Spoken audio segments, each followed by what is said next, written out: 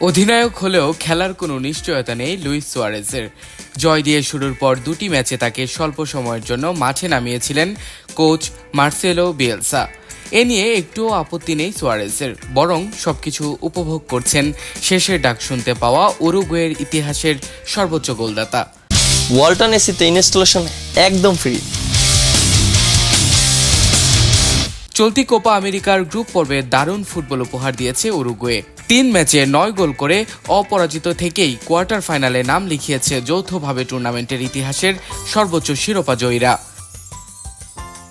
আক্রমণ ভাগে সেরা ছন্দে দেখা যাচ্ছে মাক্সিমিলিয়ানো আরাউহো, ডারউইন নুনেজদের। তাই 37 বছর বয়সী সুয়ারেজের একাদশে জায়গা পাওয়াই কঠিন।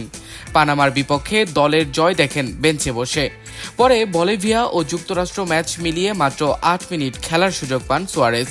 জাতীয় দলের হয়ে সর্বোচ্চ 68 গোল করা স্ট্রাইকারের তেমন অবদান ছাড়াই ছুটছে উরুগুয়ে। আর দলের সাফল্য দেখে তুষ্ট সুয়ারেজও।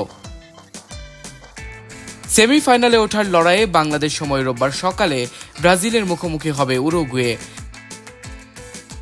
ম্যাচের দিন সংবাদ সম্মেলনে সুয়ারেজ জানান, ক্যারিয়ারের অন্তিম লগ্নে পৌঁছে যাওয়ার বিষয়টি টের পেতে শুরু করেছেন তিনি। ক্লাব ফুটবলে ইউরোপ অধ্যায়ের ইতি টেনে এখন যুক্তরাষ্ট্রের ইন্টার মিয়ামিতে খেলছেন সুয়ারেজ। ইউরোপে থাকার সময়ে প্রজন্মের সেরা স্ট্রাইকারদের একজন ধরা হতো তাকে। সেরা সময়টা বার্সেলোনায় কাটানোর পর যোগ দেন আতলেতিকো মাদ্রিদে।